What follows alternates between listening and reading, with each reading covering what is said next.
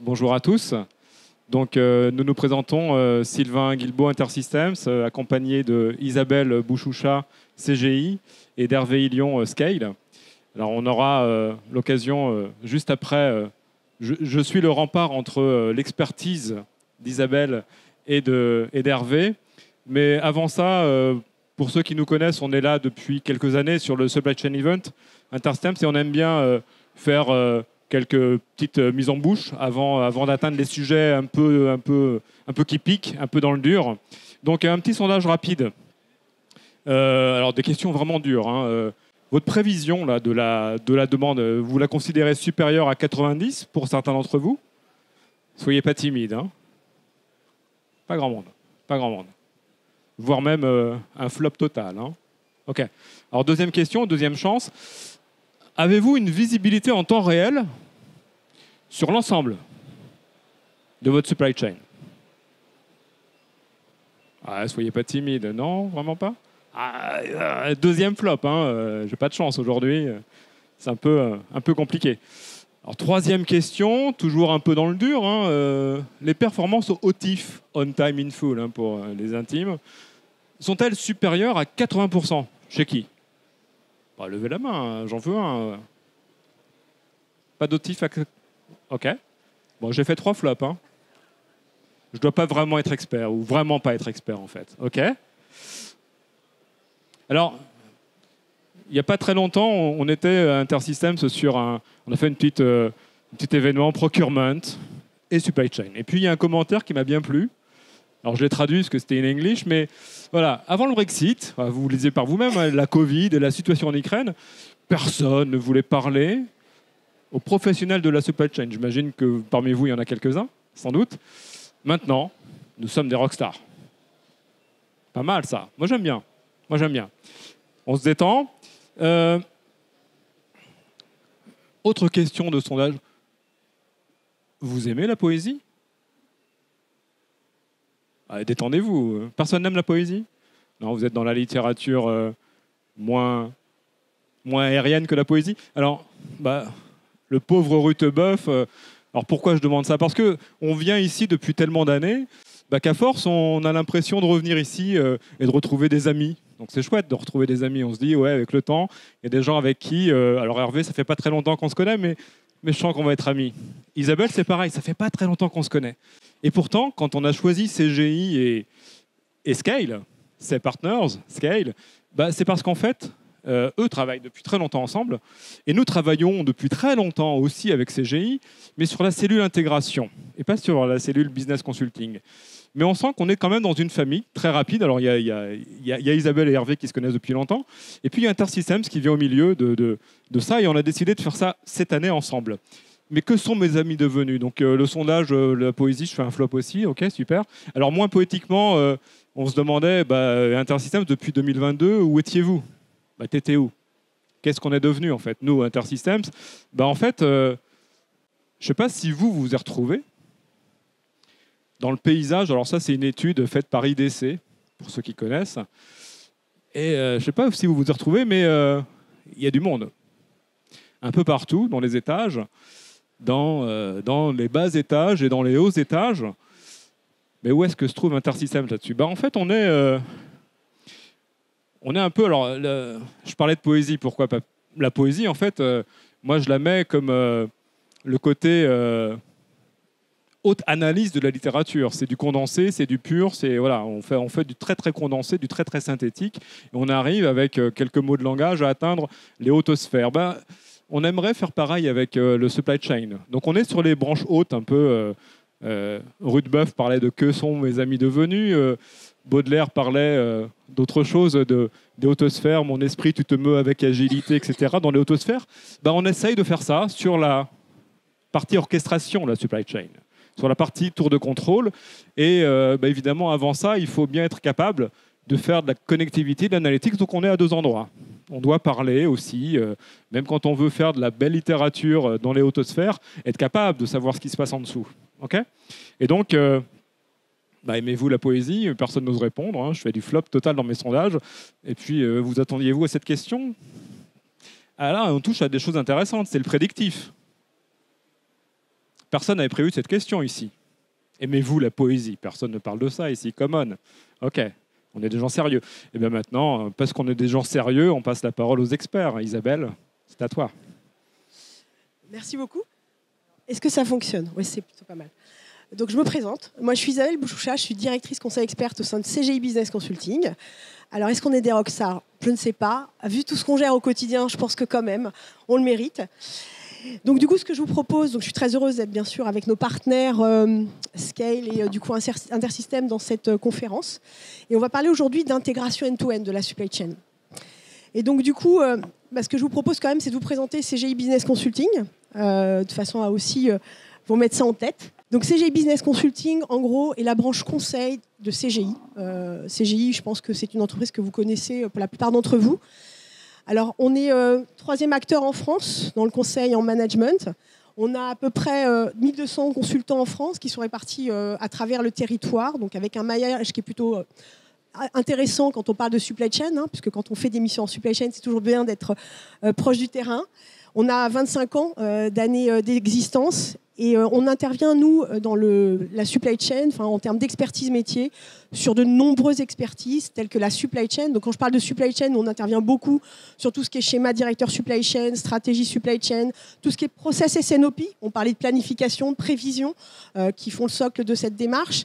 Tout ce qui est aussi excellence opérationnelle et performance des opérations et aussi tout ce qui est aide au choix de solutions métiers. Et ensuite, on va travailler sur d'autres expertises métiers, au-delà de la supply chain, qui sont par exemple l'expérience client, la data, aussi la transformation des organisations. Et Dieu sait que la supply chain aujourd'hui porte énormément de projets de transformation au sein des entreprises. Et aussi tout ce qui est CIO et CFO advisory. Donc voilà un peu tout notre champ d'expertise au niveau de CGI Business Consulting. Donc j'en arrête là pour la petite présentation. Alors globalement aujourd'hui, quand on parle de rockstar, et oui, on est des rockstars parce que finalement, on nous demande sans cesse d'accompagner les transformations d'entreprise et finalement dans un monde qui ne cesse d'évoluer. Enfin, ce monde VUCA, vous en avez tous entendu parler. Tous les jours, on se lève, on a beaucoup d'incertitudes. On doit gérer constamment l'incertitude avec le Covid il n'y a pas si longtemps, les guerres qui nous tombent dessus, qui du coup impactent nos métiers et notre activité. Et on nous demande tout le temps, face à cette incertitude, de s'adapter continuellement à ce que provoque cette incertitude. Et toujours avec finalement des contraintes et une exigence opérationnelle qui est de faire tout à moindre coût. Donc autant vous dire que c'est pas si simple pour une rockstar en tant que directeur supply chain. Ensuite, il y a la volatilité. Parce qu'effectivement, toute cette incertitude géopolitique, elle entraîne globalement de l'inflation. Une envolée des matières premières, des prix de matières premières, mais aussi nos consommateurs qui, au global, aujourd'hui, sont super exigeants d'un point de vue demande, parce que ça fluctue. Aujourd'hui, on doit livrer un colis en 1 heure, mais potentiellement, parfois, il faut plus apporter du service. Donc, c'est quand même pas simple en termes de gestion de la demande. Après, on a la complexité. Aujourd'hui, quand on travaille dans une supply chain, on ne travaille plus en stand-alone. On travaille avec des partenaires, avec des maillons de la supply chain. Et donc, du coup, ça, il faut prendre en compte la multiplicité des maillons et faire en sorte de les rendre vertueux sur toute une chaîne. Donc ça, c'est quand même complexe à mettre en œuvre sur parfois, finalement, des outils qui sont un peu limités. N'ayons pas peur des mots. En supply, on a quand même parfois un certain nombre d'outils un déficit d'outils. On travaille beaucoup sur Excel, faut quand même se l'avouer. Et donc, du coup, cette complexité, parfois, vient un peu chambouler nos supply chains, alors qu'il faut qu'on soit quand même toujours orienté client. Et enfin, l'ambiguïté. Quand on parle effectivement de maillons, on parle finalement de gestion de la complexité de la donnée à travers finalement nos supply chains et les différents maillons de notre supply chain. Il y a aussi des problématiques de référentiel qui sont le plus souvent non harmonisés, qui créent de l'ambiguïté et parfois des signaux contradictoires de la demande. Et donc tout ça, la supply chain doit s'adapter continuellement à tous ces changements-là et à tous ces challenges. Et nous, ce qu'on se dit, c'est que finalement, pour faire face à tous ces enjeux, la supply chain doit se réinventer sur des modèles de plus en plus intégrés, ce qu'on a appelé, nous, la supply chain end-to-end. Et globalement, c'est quoi la supply chain end-to-end ? C'est globalement, quand on appréhende cette supply chain, c'est d'avoir et de réfléchir sur l'ensemble des maillons de sa supply chain et ne pas penser simplement en stand-alone, de manière silotée. Donc globalement, il faut prendre cette considération que moi, je suis une entreprise, mais derrière mon entreprise, derrière, j'ai des partenaires qui sont mes fournisseurs et potentiellement les fournisseurs de mes fournisseurs. Et après, je dois servir qui ? Les clients et les clients de mes clients. Et donc cette visibilité end-to-end est essentielle aujourd'hui pour faire face à ces enjeux. Et juste pour vous donner un exemple, pour un petit peu illustrer le propos, par exemple un retailer de grande distribution, eh bien son fournisseur, ça va être une industrie de produits de grande consommation. Le fournisseur de l'industrie de grande consommation, ça va être potentiellement des industriels qui aujourd'hui fabriquent des matières premières pour l'agroalimentaire. Et après, les clients, par exemple, d'un retail de la grande distribution, c'est vous et nous. Enfin, c'est le consommateur de tous les jours. Et donc, c'est comment, à un moment, ces supply chains doivent se transformer pour apporter cette notion de prévision et de planification de manière transverse sur l'ensemble des maillons. Et quand on est dans cette logique supply chain, finalement, l'important, c'est de travailler sur la recherche d'optimum de tous ces maillons. Et c'est là, effectivement, qu'est là la complexité, mais qui est là aussi la vertuosité, finalement, d'une performance durable. Et donc, comment, à un moment, cette supply chain, qui pour nous est essentielle quand elle est prise dans cette transformation end-to-end, va permettre, du coup, une agilité, une résilience. Et ça va finalement s'axer sur 3 piliers essentiels, selon nous, 3 axes essentiels. C'est de synchroniser les différents plannings et surtout les cycles décisionnels. Pourquoi ? Parce qu'effectivement, on voit souvent, quand on est désynchronisé en termes de décision, admettons qu'on fait face à une pénurie de matières premières, et quand on travaille en silo, je suis mon entreprise, je vais un peu surcommander la matière première. Mais du coup, qu'est-ce que je vais faire ? Je vais créer ces notions de surcommande qui vont potentiellement bouleverser mon fournisseur et le fournisseur de mon fournisseur. Donc, est-ce que c'est intéressant ? Est-ce que c'est vertueux ? Non, ça ne sert pas. Ensuite, on va devoir développer de plus en plus des supply chains intégrées pour répondre aux exigences des consommateurs. Et les exigences des consommateurs, aujourd'hui, sont multiples. Nos consommateurs, ils sont plus RSE, ils sont plus durables. Ils veulent qu'on leur prouve qu'on a une traçabilité avec des fournisseurs qui sont responsables. Ils veulent, à un moment, des modèles beaucoup plus vertueux de seconde main, seconde vie, de recyclabilité, de circularité. Et ces modèles, aujourd'hui, au niveau supply, viennent perturber nos schémas ancestraux qui étaient assez simples. Je livrais un produit, je le produisais, je le livrais. Donc, qui bouleversent aussi nos schémas actuellement en place. Et après, ce que permet aussi, sur quoi va reposer la supply chain end-to-end, c'est aussi la mutualisation des ressources. Et aujourd'hui, il y a plein de cas d'application de mutualisation des ressources qui est essentielle au niveau du end-to-end.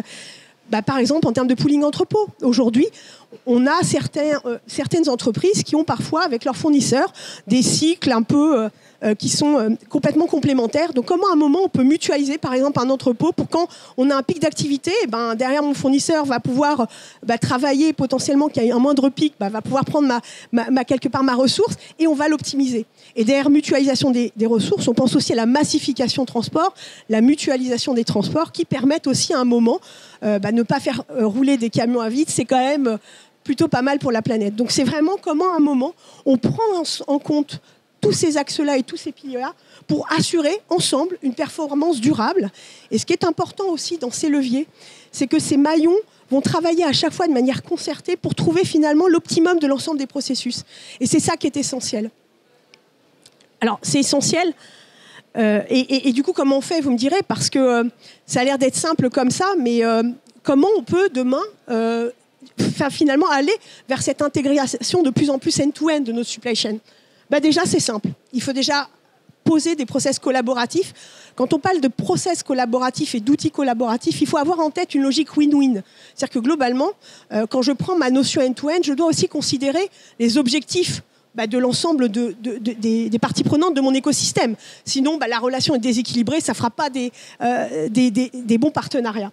Donc déjà, il faut se comprendre. Globalement, quand on travaille en silo, quand on travaille de manière transversale et de façon end-to-end, il faut comprendre son partenaire.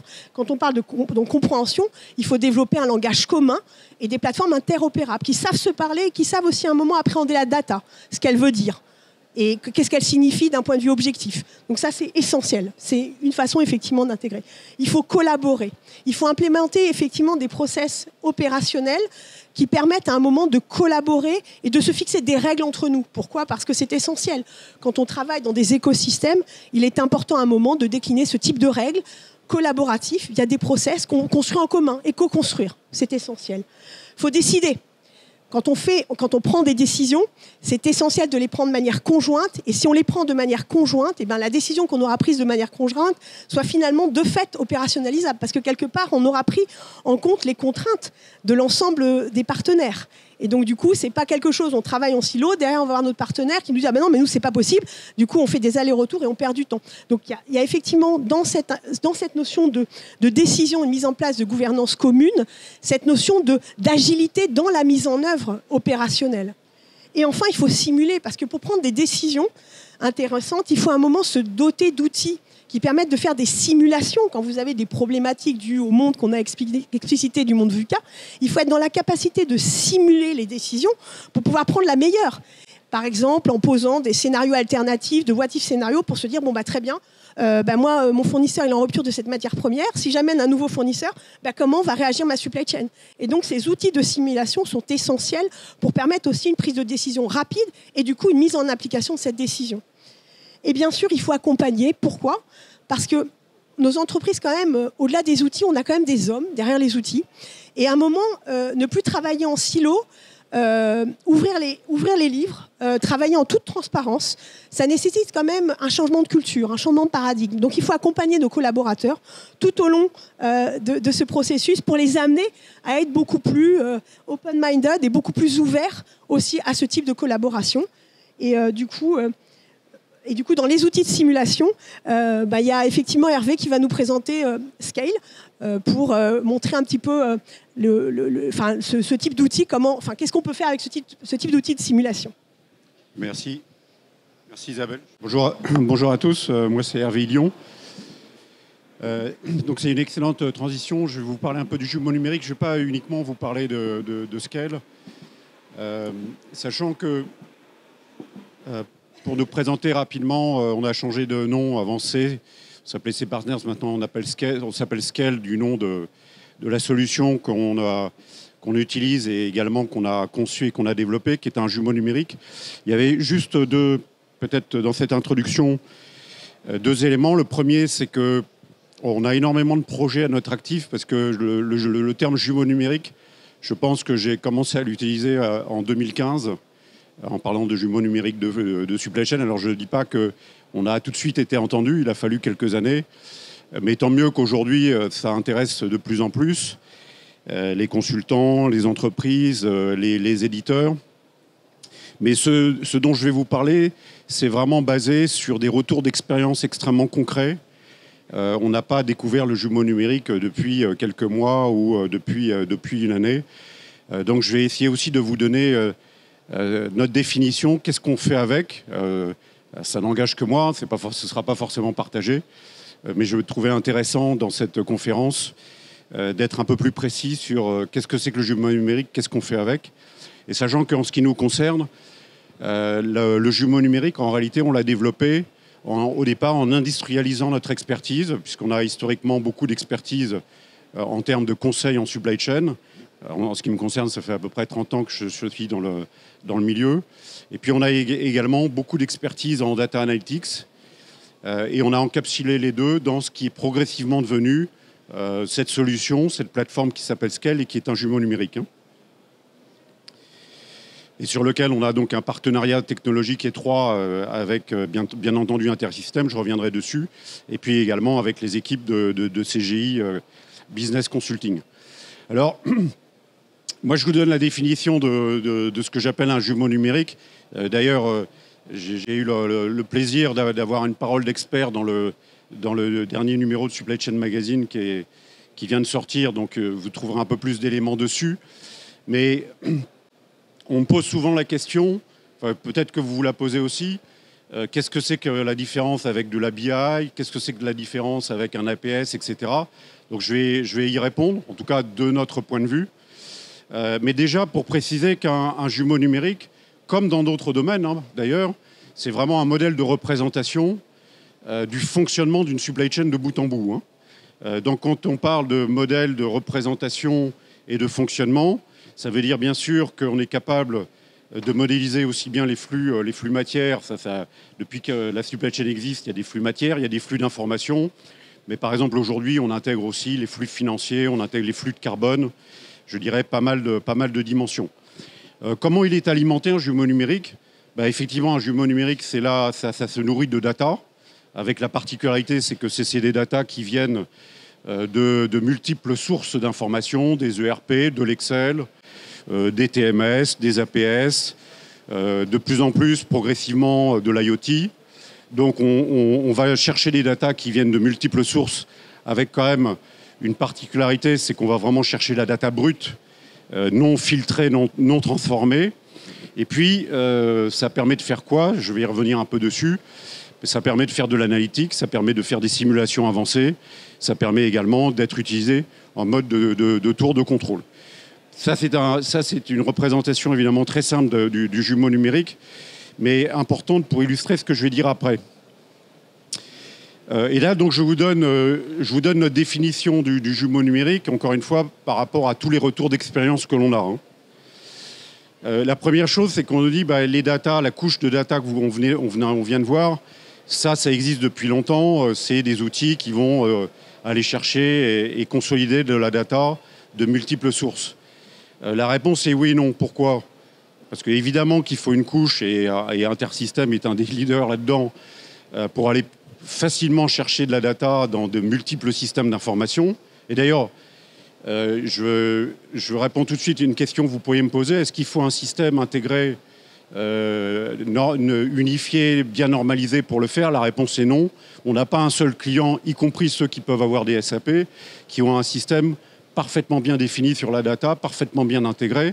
Donc, ça n'est pas la peine d'attendre d'avoir un ERP complètement intégré pour utiliser le jumeau numérique. Mais la vraie question de la data, ce n'est pas tellement une question technologique. La technologie, il faut qu'elle soit évidemment robuste et facile d'accès. Et c'est une question métier. Pourquoi?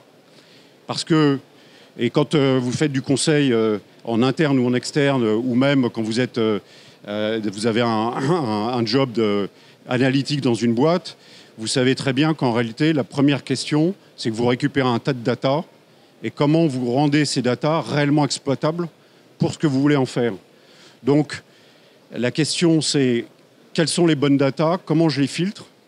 Deuxième question, c'est comment je les contextualise, ces data. Parce que faire rentrer des data dans des machines, mais sans rien comprendre, on ne va pas sortir grand-chose. Ensuite, la troisième question, c'est comment éventuellement je l'enrichis. Et donc j'aurais tendance à dire, d'ailleurs, c'est malheureusement souvent ce qui est le plus masqué. Et c'est pour ça que nous, quand on parle de jumeaux numériques, au départ, on ne met pas du tout en avant des soi-disant algorithmes révolutionnaires. Comme j'ai un peu d'historique derrière moi, j'ai connu ça déjà dans les années 2000, ces résurgences d'outils miracles. La première question n'est pas là du tout. C'est est-ce que je suis capable de transformer des datas en un modèle de données intelligent qui va être exploitable? Et évidemment, là, c'est très intéressant parce que dans les couches d'intersystème, vous avez toutes les capacités déjà, parce que ça, on le fait aussi avec des algorithmes qui vont enrichir et faire de l'analyse, de la pré-analyse de data. Il faut donc avoir des systèmes qui vont recréer un modèle de données avec de l'intelligence déjà à ce niveau-là. Ça, c'est le premier point. Le deuxième point, c'est ce que j'ai mis ici, j'ai dit c'est plus que de la BI, parce qu'on nous pose souvent la question, mais tout à fait légitime, en nous disant, mais on a de la BI, on a Power BI, on a tout un tas d'outils, qu'est-ce que ça apporte en plus? La réponse, elle va être extrêmement simple, c'est que la BI, c'est du reporting. Alors je sais bien que certains vont me dire, non mais du reporting, vous êtes quand même un peu réducteur. Mais ce que je veux dire par là, c'est qu'à ma connaissance, ces outils-là, ils ne vous font pas des analyses cause-racine, automatique ou semi-automatique pour vous dire attention, tu as des problèmes de prévision qu'évoquait Sylvain, tu as des problèmes de stock, tu as des problèmes de service. A priori, les causes sont vraiment là et là. Et ça, c'est vraiment la différence que je vais faire entre de la BI et de l'analytique avancée, telle qu'on peut la faire à travers une solution de jumeaux numériques, en tout cas en ce qui nous concerne de Scale. Le troisième élément important, bien sûr, et là je fais le lien avec ce que disait Isabelle, c'est ses capacités de répondre à des questions what if. Alors là c'est pareil, vous allez me dire, oui mais quand vous faites du SNOP ou de la planification, c'est historiquement prévu pour répondre aussi à des questions what if, même si accessoirement, depuis des années, c'est pas toujours le cas. Mais là le point, il est un peu plus ambitieux que ça. Pourquoi? Parce que nous, quand on aide les entreprises sur les questions what if aujourd'hui, en fait, c'est des questions qui vont combiner des aspects stratégiques, c'est des questions qui vont combiner des aspects opérationnels, c'est des questions qui vont nécessiter de combiner parfois des supply chains de bout en bout, multi-acteurs. C'est des questions qui vont nécessiter de combiner ce que j'appelle du multidimensionnel, c'est-à-dire des réponses dans lesquelles on veut avoir l'impact sur du service, l'impact sur des stocks, l'impact aujourd'hui sur des émissions carbone, l'impact sur des charges capacités, etc. etc. Et donc, dans les scénarios what if, aujourd'hui, en tout cas, quand on utilise un jumeau numérique, c'est vraiment pour aller beaucoup plus loin par rapport à un certain nombre de questions qui sont devenues effectivement plus complexes. Alors peut-être aussi, aujourd'hui, Isabelle, à juste titre, évoqué le fait qu'on était dans un monde incertain. Ça existe depuis longtemps, mais ça l'est de plus en plus. Les supply chains sont de plus en plus complexes à piloter. On voit bien que partout, le contrôle d'une supply chain est devenu plus difficile. Et c'est vrai qu'on le voit aussi, nous, évidemment, dans les applications du jumeau numérique qui trouvent de plus en plus des cas d'application intéressants. Alors évidemment, j'ai quand même oublié de vous préciser deux choses. Je dirais trois choses, si vous voulez utiliser un jumeau numérique, qui me paraissent importants de dire. Le premier, c'est qu'il faut déjà avoir atteint un certain plafond de verre sur la performance. Si on est encore sur des choses plus basiques en supply chain, ce n'est pas la peine. Je ne conseille pas de commencer à utiliser un jumeau numérique quand il y a déjà un certain nombre de choses qu'il faut faire plus facilement et qui peuvent être faites avec des outils qui sont très facilement accessibles. La deuxième chose, c'est que le jumeau numérique va trouver son intérêt si vous êtes, et c'est bien pourquoi on parle de end-to-end, si vous êtes dans une logique suffisamment transversale. Si vous voulez optimiser vos prévisions, vos stocks dans une logique de processus, sur lequel ça fait déjà 20 ans que je dis que ce n'est pas parce qu'on optimise les processus qu'on a une bonne supply chain, mais je referme la parenthèse. Mais si vous êtes uniquement dans des logiques de processus, ce n'est pas la peine d'utiliser un jumeau numérique.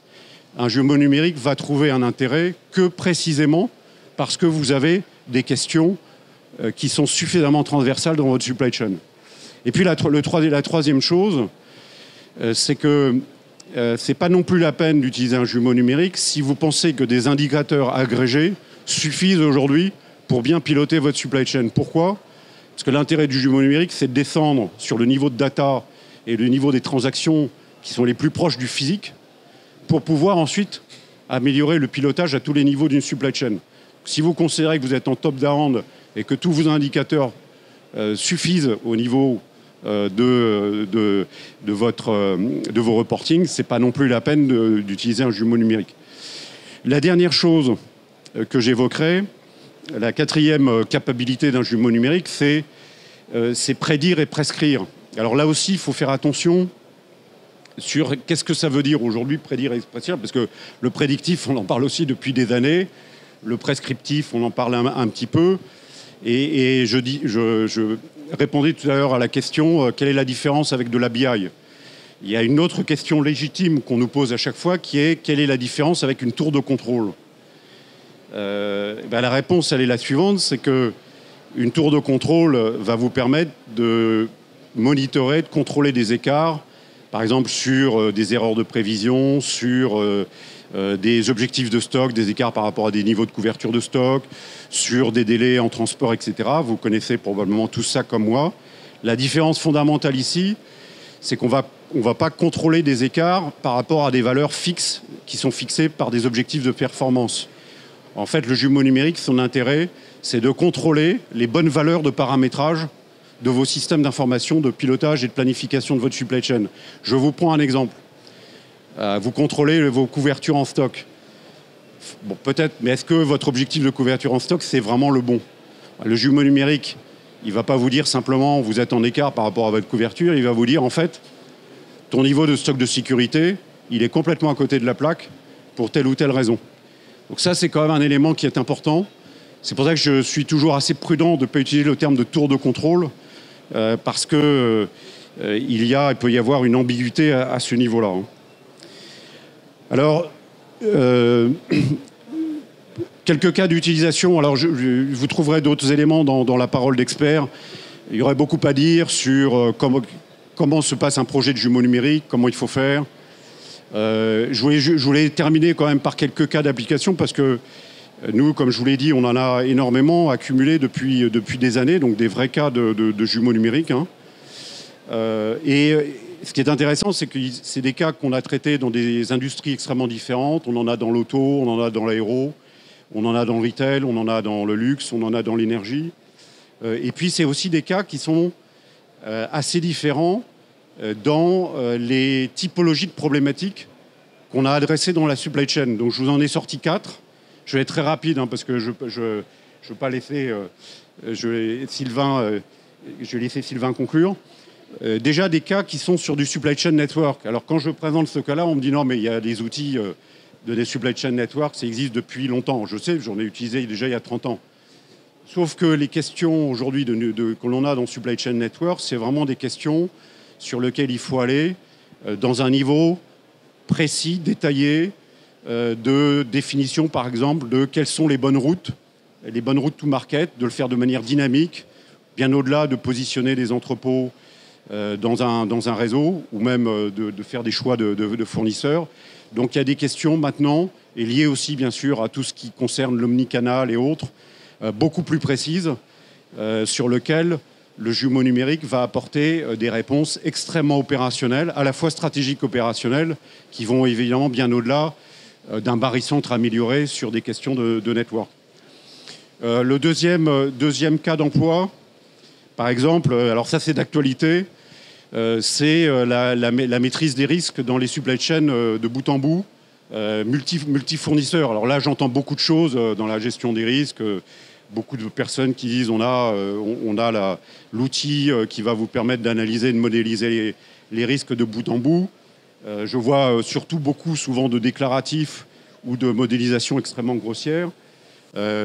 Avec un jumeau numérique, en tout cas tel que l'on fait nous, on est véritablement capable de prendre en compte des paramètres fondamentaux de fonctionnement, de planification et de pilotage avec des fournisseurs de rang 1, des fournisseurs de rang 2, et puis de propager un certain nombre de risques, de rupture ou non. Je ne vais pas rentrer dans le détail sur un certain nombre de scénarios de fonctionnement d'une supply chain de bout en bout. Troisième exemple, qui sont par exemple sur les stocks et les cash flows, c'est aussi complètement d'actualité dans un certain nombre d'industries de supply chain aujourd'hui, où on fait face toujours évidemment à des objectifs à la fois de satisfaction du service, mais en même temps avec des contraintes de liquidité qui deviennent critiques. Alors je le dis parce que je me suis beaucoup battu depuis des années. Ça fait partie d'un de mes chevaux de bataille historiquement sur le couplage entre la supply chain et la finance. Mais je dois dire que jusqu'à 2020, j'étais assez peu entendu. C'est vrai qu'aujourd'hui, on redécouvre que les flux financiers et le cash, ça devient une contrainte aussi critique que des goulots capacitaires dans la supply chain et qu'il faut bien le gérer. Et là, c'est pareil, les questions, c'est pas uniquement du SNOP financier, pour autant déjà que les boîtes savent faire du SNOP financier, ce qui est loin d'être acquis. C'est une question sur laquelle il faut aller vraiment dans le détail, de dire est-ce que j'ai intérêt à continuer à gérer ce type de produit. Donc il faut être vraiment précis sur les articles, sur les produits, quel est l'impact sur le cash flow, quel est l'impact sur le BFR, etc. etc. Et puis, je terminerai dans un autre cas de figure qui est justement... c'est un peu ces tours de contrôle, entre guillemets un peu smart, que j'ai déjà présenté, j'ai eu l'occasion de présenter à d'autres événements, sur lequel on met en place par exemple du flux tiré. Et je dirais que le flux tiré, ça pour le goût, ça existe depuis presque le Toyota Production System, donc c'est vieux. Mais le flux tiré, pour que ça fonctionne bien, il faut effectivement faire un contrôle permanent du dimensionnement des boucles. Typiquement, le jumeau numérique, dans le cas que l'on cite ici, dans l'automobile, il va en backup et de manière permanente vérifier, et c'est un bon exemple de ce que je disais tout à l'heure, si le dimensionnement du flux tiré continue d'être bien fait compte tenu des variations de la demande, des variations de flux, etc. etc. Voilà, je voulais juste faire une illustration sur des cas qui sont assez différents dans le fond, mais c'est toujours le même outil. Hein. C'était le même outil d'une part, et puis qui sont aussi assez variés dans les industries dans lesquelles on l'a appliqué. Voilà ce que je voulais partager. Je te laisse. Et puis aussi, j'ai oublié de répondre au fait que moi j'aimais bien la poésie, et Baudelaire en particulier. Et sur ces mots, je te laisse la conclusion, Sylvain. Merci beaucoup Hervé et merci de ton soutien poétique. C'était fort enrichissant. Alors moi j'ai retenu que le jumeau numérique, il a comme intérêt, comme l'a dit, je veux quand même le souligner, si on a quelque chose à retenir de ce que vient de dire Hervé, enfin pour moi, pour ma part, c'est qu'on est sur une approche systémique. Le vrai end-to-end. Donc on ne doit pas analyser des processus de manière isolée, mais vraiment penser ça de manière pour qu'il soit efficace. Alors je ne vais pas vous faire une démonstration d'un jumeau numérique. Ça, Hervé et ses équipes, Karim notamment qui est ici, seront là pour vous en faire, si vous le souhaitez, sur notre stand, E28, puisqu'ils sont présents ces 2 jours.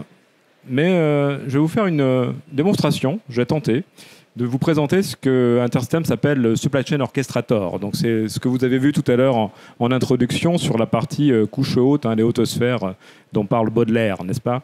Et donc, en fait, le mieux pour vous en parler, c'est de faire une démonstration. L'art du possible, c'est la démonstration, par l'exemple.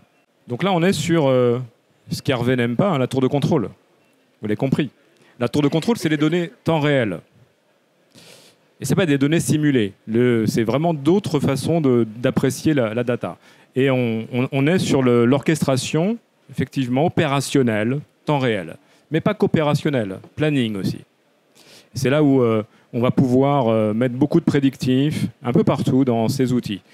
Ce que je vous montre ici, ce n'est pas du tout un outil solution sur étagère. On est modestement sur la partie build chez Intersystem. C'est-à-dire qu'on vous aide à construire simplement. On offre des outils modestement qui vont vous aider à construire. Si on parle métier, on va vous aider à construire une tour de contrôle, appelez-la comme vous voulez, peu importe. Mais on va vous aider à faire du vrai end-to-end. On va vous aider à, si on le dit de manière, cette fois non plus métier, mais IT, on va vous aider à construire une data fabrique. Mais on se veut... On voudra que cette data fabric soit tellement end-to-end qu'elle va devenir smart. Ça va être une smart data fabric. Mais ça reste encore une fois des choses à construire. C'est à vous de le faire, c'est pas à nous. Oups. Ça, c'est... Les dysfonctionnements arrivent en supply chain et arrivent à tout endroit, vous le savez. Donc ici, on est sur l'Ultimate Control Tower, magnifique. Donc là, on est sur un site de prod. On est dans la manufacture, dans la partie dure de la production. Donc on a ici, par exemple, un site de production à Darmstadt, mais on en a un peu partout en Europe. Enfin, on a 5 sites de prod en Pologne, 3 en Allemagne et 1 en France. Et puis on veut mesurer l'OI. Alors je ne sais pas si ça parle à tout le monde, c'est des vilains acronymes de Overall Equipment Efficiency. Donc on mesure quoi? On mesure des lignes de prod. Donc on a 5 lignes de prod. Si on va à Darmstadt, on va retrouver sa ligne de prod avec toutes les machines qui envoient des informations en temps réel. Constamment, on est vraiment sur le temps réel, avec ici, si on veut voir le plan de fabrication, la structure, on va le voir ici. On a ici à Darmstadt 4 lignes de prod, 5 machines par ligne de prod, et puis toutes ces machines parlent et émettent des messages constamment dans la tour de contrôle d'Iris. Alors ce data flow, on peut le voir aussi d'une autre manière. On n'a pas vraiment envie de lire ça. Ça, c'est ce que va lire la data platform Intersystem. Ça va recevoir toutes ces informations en temps réel, donc des informations sur la charge de la machine, sa pression, sa vibration, ses températures. Tout ça va alimenter en fait en mode historique, mais toujours sur des données temps réel qu'on va historiser. Ça va servir à alimenter des algorithmes prédictifs, à faire de l'IA dessus pour essayer de savoir effectivement si tout se passe bien et quand il y a un événement indésirable, si on peut essayer de le prévoir pour éviter et faire la maintenance prédictive correctement en amont, en préventif. Le prédictif, c'est aussi quelque part du préventif, de manière à éviter, évidemment, à faire baisser les pannes inattendues. Donc là, on est vraiment sur du dashboard. Voilà, on est sur la partie BI qu'évoquait Hervé. Et puis, je vais ici me permettre de simuler une panne. Je vais décider, alors on est le 14, donc je vais arrêter la machine 14, par exemple, à Darmstadt. Donc à Darmstadt, je décide, moi-même, là ici, je ne vais pas attendre qu'elle tombe. Donc j'ai créé une interruption physique. J'ai éteint la machine 14. Et je vais le savoir en temps réel. En temps réel, dans mon dashboard, j'ai une information. Alors évidemment, en vrai, ce n'est pas simulé. Je suis presque dans le jumeau numérique, là. Enfin, en tout cas, dans la simulation du jumeau numérique.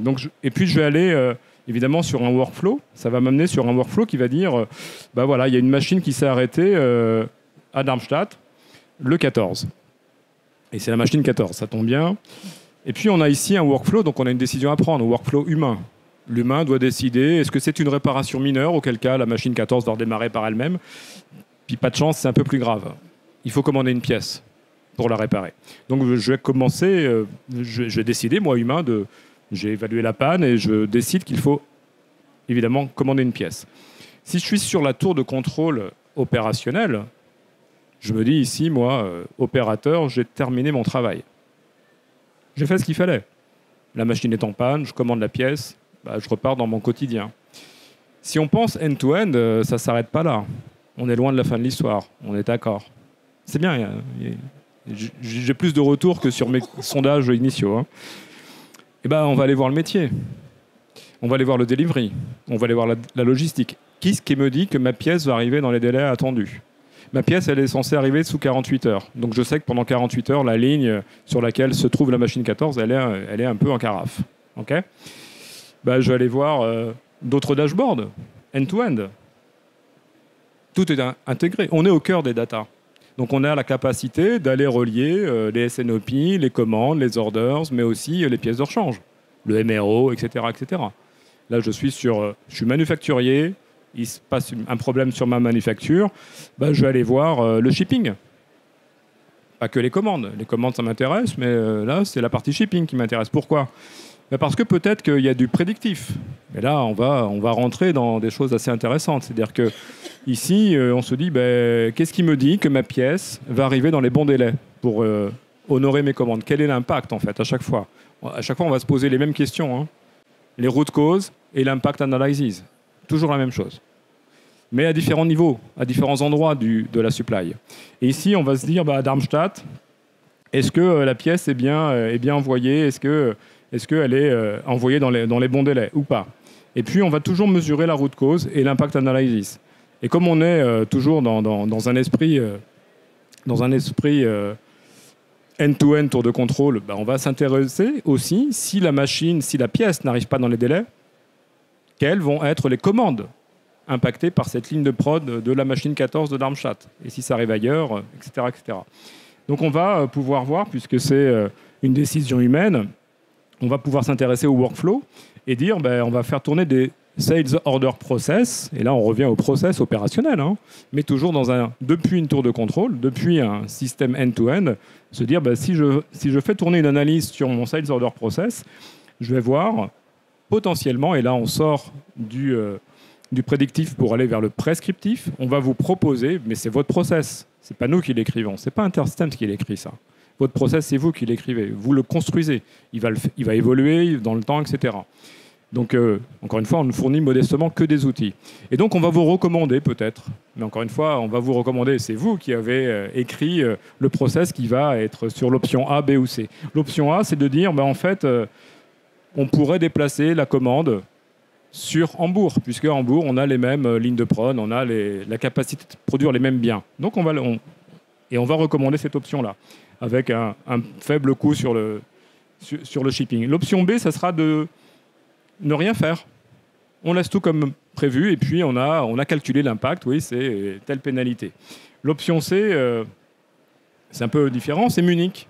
Troisième site en Allemagne, de Darmstadt, on passe à Munich. Il n'y a pas un gros coût. Par contre, attention, on a calculé qu'il y avait potentiellement un gros impact sur Munich, parce qu'à Munich, on peut être en danger, on peut être à risque sur $250 000 de revenus. Ce n'est pas neutre.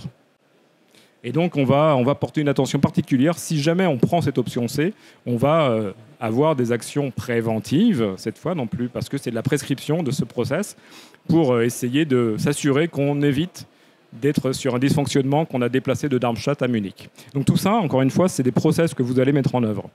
Mais si on revient à notre chaîne de production, on peut ici aussi se dire, ça peut être intéressant de voir techniquement ce qu'il y a derrière le rideau. Et ce qu'il y a derrière le rideau, par exemple en termes d'interopérabilité, et là on sort totalement du joli dashboard end-user, friendly, etc., on rentre dans le dur de ce qui se passe derrière le rideau. Et ce qui se passe derrière le rideau, en fait, c'est la remontée de tous les messages ici de l'IoT des 40 machines de prod. Donc si on va voir ces messages, on va se retrouver ici avec, en temps réel, des dizaines de messages qui sont traités toutes les secondes. Donc vous pouvez regarder, ça tourne. Chaque seconde, il y a des dizaines de messages qui sont traités, absorbés par la data platform InterSystems. Et ça, c'est tracé. On va voir le message, on va voir son corps, on va voir son contenu. On va dire, voilà, Paris, c'est voilà, la machine 1 de Paris, elle a telle charge, elle a telle pression, etc. On le sait constamment en temps réel. On alimente l'historique. On alimente ici les opérations historiques. Et puis, quand ça se passe mal, quand ça se passe mal, c'est un process. Tout ça, ce qu'on voit ici, là, ce processus, le status business process, il a une définition. C'est une définition graphique. Ce que vous voyez ici, c'est le code. C'est-à-dire qu'ici, je ne suis pas en lecture seule, je suis en mise à jour. Je peux ici constamment ajouter de l'activité pour dire, en fait, on va rajouter une règle avant d'appeler telle ou telle exécution. Donc on est en capacité vraiment de customiser à volonté ce business process qui est écrit par vous, on va en livrer un certain nombre, mais que vous allez pouvoir customiser, vous ne partez pas de zéro.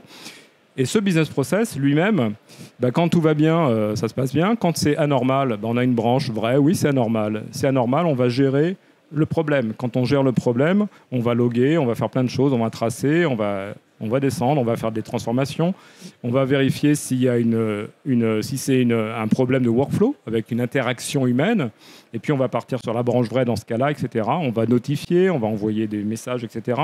Et puis on va exécuter du code SQL, on va faire ce qu'on veut. Et puis on va avoir le portail workflow, et c'est ce qu'on avait tout à l'heure. Dans ce portail workflow, on va donner du texte. On va dire, et là vous allez retrouver l'information, order spare part ou minor repair, c'était les deux actions proposées. Il pourrait y en avoir 3, 4, 5. À vous de le décider. Et donc, on vous donne encore une fois la possibilité de voir en temps réel tout ce qui se passe côté évidemment analyste, mais aussi d'agir clairement sur la capacité à développer par vous-même. Et donc, si on revient ici sur ce process, on va s'intéresser au workflow. Et les messages qu'on va retrouver ici sont les messages, et en temps réel, c'est ce qui s'est passé il y a 2 heures, là, enfin il y a 5 minutes, pardon. Ici, j'ai éteint la machine 14. Le même process, il n'a pas la même tête, il n'a pas la même trace. Le début est identique, il alimente toujours la machine. Par contre, le fait qu'il y ait ici des actions comme quoi la machine 14 est cassée, on va évidemment déclencher d'autres alertes, on va déclencher un workflow. On retrouve ici les actions du workflow, les 2 actions proposées, et puis on a ici la réponse. Tout est tracé. On a répondu quoi? On a répondu qu'il fallait commander une pièce. Et puis on va descendre. Et comme on est dans un workflow dans un business process total, on sait que si on a commandé une pièce, on doit alimenter un ERP pour passer la commande. La commande, on l'a aussi dans la trace. C'est-à-dire qu'on envoie un PDF qui nous dit effectivement j'ai une commande qui est envoyée à l'ERP. Et j'en finirai par ça. Voilà, donc je ne pense pas qu'il nous reste beaucoup de temps pour les questions, mais n'hésitez pas à nous rejoindre sur le stand de 28 si vous souhaitez approfondir avec CGI, avec Scale ou avec InterSystems. Merci à toutes et à tous.